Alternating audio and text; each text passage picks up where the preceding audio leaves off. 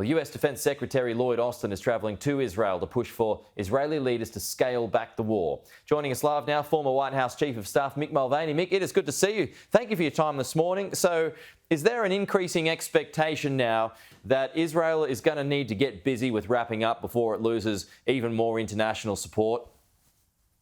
They are. They're very close to losing support here from the Democrat Party. Obviously, the Biden administration, being members of the Democrat Party, have been under pressure from elements of their left wing since October 7th.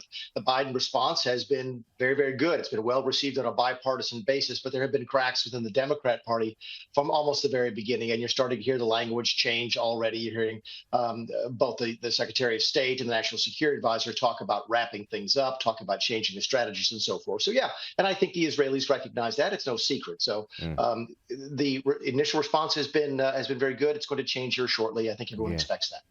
Even if if it wraps up soon, then Hamas is not defeated, which was the original plan from Israel.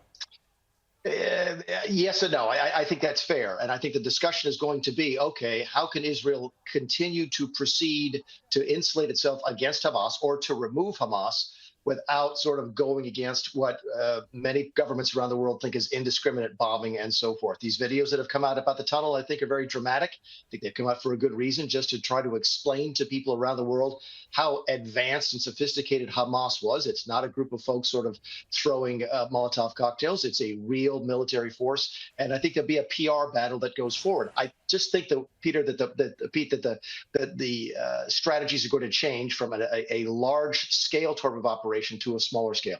Would you expect the Palestinian Authority to come in? I mean, even if Hamas isn't defeated, how would that work? And, you know, Iran is pulling the strings as well. They'd want Hamas to remain.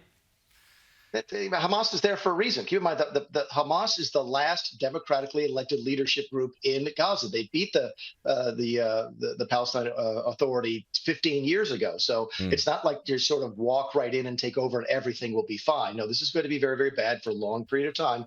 The question continues to be, number one, will Israel be able to neutralize Hamas permanently? And number two, will this war spread over into other geographic areas? Yeah, and look at these tunnels. I mean, this new footage overnight of the longest ever, 4 kilometres worth. I mean, there's supposedly hundreds of kilometres worth of tunnels.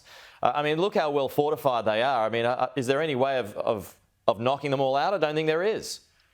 They talked about flooding them with seawater. They talked about setting them on fire. Keep in mind, think about how much money it costs to do what those videos show. Gaza doesn't have a lot of money. Gaza gets most of its money from overseas aid, which means that Hamas has likely been stealing the aid that Australia and the US and the EU have been sending them for a long time to do exactly what's on that video.